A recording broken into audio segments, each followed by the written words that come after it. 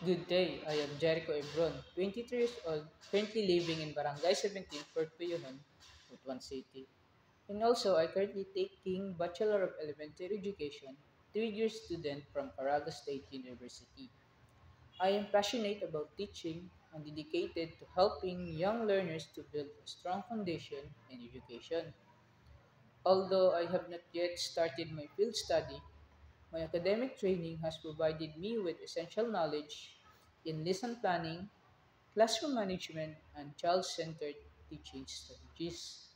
I am also skilled in creating, engaging, and age appropriate learning materials.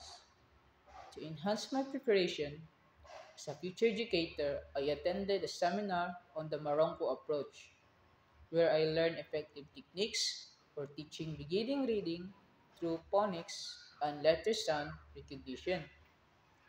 And additionally, I participated in a seminar on teaching multi-grade classes.